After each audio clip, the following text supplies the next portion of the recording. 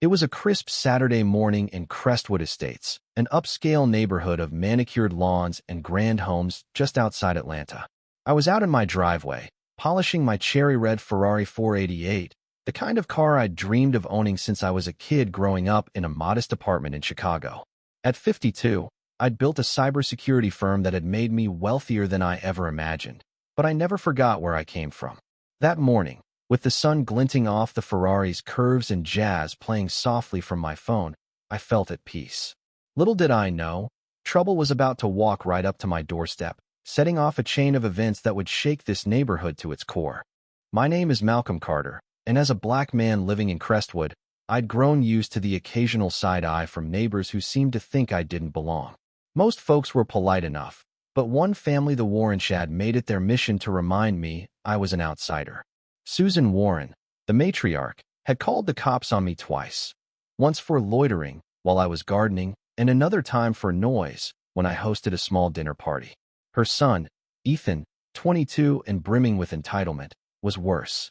He strutted around like he owned the place, and that morning, he crossed the street with two friends, their smirks signaling trouble.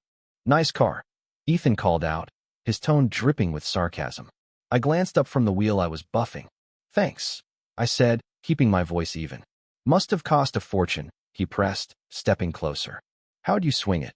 His friends snickered, and I felt that old, familiar sting, the one every successful black person knows when someone questions your right to your success.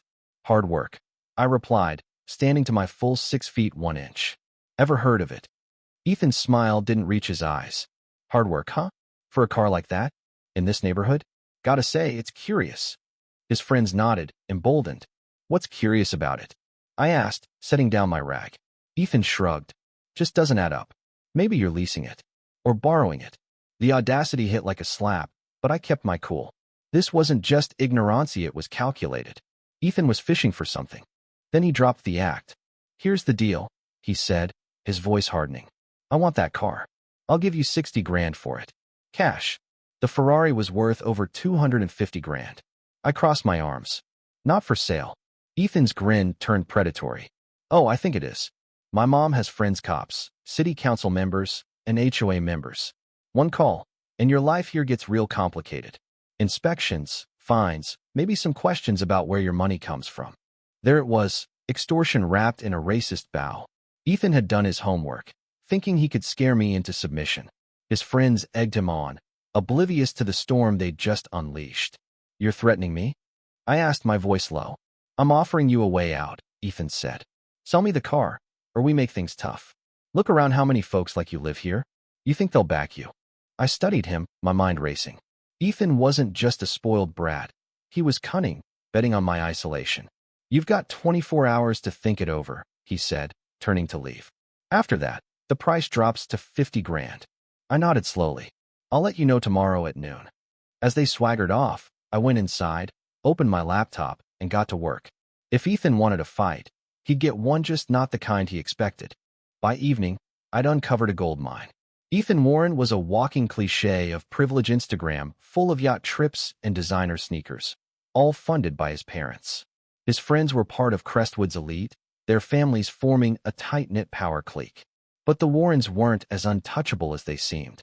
Susan's husband, Greg, was a mid-level bank manager with a decent salary but no real wealth. Their $900,000 home, 2 BMWs, and lavish lifestyle screamed debt. Digging deeper, I found Greg had refinanced their house twice, maxed out credit cards, and taken shady loans. Susan's HOA role was Shakished, alienated half the board with her complaints. And Ethan? He had a rap sheet: petty theft, drunk and disorderly, even a pending identity theft case. Then came the kicker. 3 years ago, I invested in a real estate group that owned 45% of Crestwood's rental properties. Through shell companies, I was the majority stakeholder, meaning I controlled nearly half the neighborhood, including homes leased by Ethan's friends' families. The Warrens owned their house outright, but my research showed they were behind on mortgage payments. They were drowning, and Ethan's stunt was a desperate grab for cash or clout. The next morning, I called Susan. "Mrs. Warren, it's Malcolm Carter. Your son made me an offer on my car yesterday. I'd like to discuss it in person. Can we meet at your place in an hour?" Bring Ethan. She hesitated but agreed. Next, I called my property manager, Brian Holt, and my lawyer, Lisa Nguyen. At 11:30, we arrived at the Warrens' doorstep. Susan looked wary. Ethan, slouched in a chair, tried to play it cool but couldn't hide his nerves. Ethan, I began, opening a folder. You offered me 60 grand for my Ferrari, saying your family would make my life hell if I refused. You claimed you'd researched Mimi business, my finances. So I did some research of my own. I slid a financial report across the table. Your family's 400 grand in debt mortgages, loans, credit cards. You're barely keeping up appearances. Susan paled. That's private, she sputtered. Public record, actually, I said. But here's the fun part. Your one missed payment from foreclosure. I pulled out a purchase offer. This is for your house cash, 10% above market, 30-day close. Thought it might help. Susan snatched the paper, her hands shaking. Brian spoke up. I manage Crestwood's rental properties for the investment group Mr. Carter majority owns. That's 45% of the neighborhood, including 3 houses on this street. Ethan's jaw dropped. Susan looked like she'd been slapped. You own half the neighborhood? She whispered. There's more, I said, handing Susan a letter from the HOA. The board's had enough of your harassment, false police reports, complaints. One more, and you're out. Lisa added. Ethan's actions yesterday? Attempted extortion. A felony. We have it recorded. I played a snippet from my phone. Ethan's voice, clear as day, threatening me. Susan gasped. Ethan turned ghost white. Then my phone rang Detective Laura Brooks, a contact from past cases. On speaker, she laid it out. Ethan's record included theft and fraud. Greg was under FBI scrutiny for bank fraud. Susan had a history of false reports. We've got enough to charge Ethan with extortion, Laura said. Want to proceed? I glanced at the warrants. I'll call you back. Leaning back, I said, here's where we stand. Ethan, you tried to extort me. Susan, you've harassed neighbors. Greg, you're facing federal charges. But I'm not here to destroy you, I am offering a way out. I slid over a community service agreement. Ethan, you'll volunteer 6 months at a youth center in downtown Atlanta. Susan, you'll apologize to every neighbor you've targeted and resign from the HOA. Refuse, and I press charges, file a lawsuit, and let the FBI handle Greg. The Warrens were silent, cornered. You've got until 6 p.m., I said. As we left, I added, Ethan, you missed one thing in your research. I didn't just buy my way here, I earned it. Respect and hard work. Lessons you might want to learn. By 5:50 p.m., the Warrens crossed the street to my porch. Susan looked drained, Ethan defeated, and Greg jittery. We'll take the deal, Susan said, handing me Ethan's signed agreement and her apology letters. Ethan mumbled, I'm sorry for threatening you and the racist stuff. I made him repeat it, clearer. Good, I said. Susan, your HOA resignation? Done, she whispered. There's one more thing, I said, leaning against my Ferrari. Yesterday, Ethan, you said I didn't fit the pattern here. You were wrong. The pattern isn't racy, it's contribution. I'm giving you a chance to contribute, not take. I handed Ethan a card for the youth center. Monday, 8 a.m., don't be late. 3 months later, Ethan knocked on my door. The cocky kid was gone, replaced by someone humbler. Mr. Carter, he said, I owe you a real apology. Over coffee, he told me about the youth center kids from tough backgrounds, like 13-year-old Jamal, a coding whiz with no computer at home. Tutoring them feels right, Ethan said. I don't want to stop.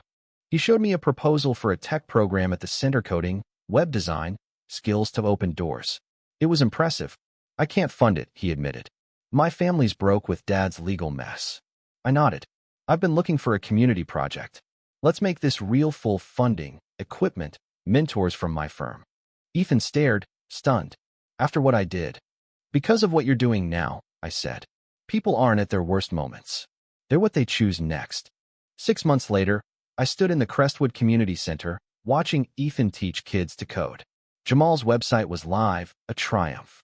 Susan, now a community advocate, helped a girl with math. Greg had taken a plea deal probation, not prison, thanks to his cooperation and my references. The Warrens had changed, and so had Crestwood. I called Laura. The feds closed Greg's case, she said. Your letters about the family's turnaround helped. I smiled, watching Ethan high-five Jamal. Sometimes, People just need a push to be who they're meant to be.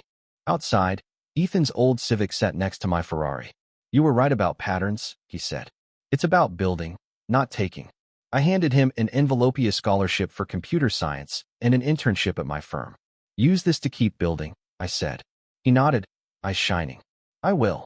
As Ethan returned to his students, I looked at my Ferrari, no longer just a car, but a symbol of a battle won, not with vengeance, but with transformation. 6 months ago, Ethan tried to steal what I'd earned. Now, he was earning something greater, a purpose. What do you think? Was Malcolm too lenient? Or was his approach the ultimate justice? Should he have pressed charges? Or was giving Ethan a second chance the right call? Share your thoughts below, especially on confronting prejudice and injustice in everyday life. Let's hear your take. Where do you stand?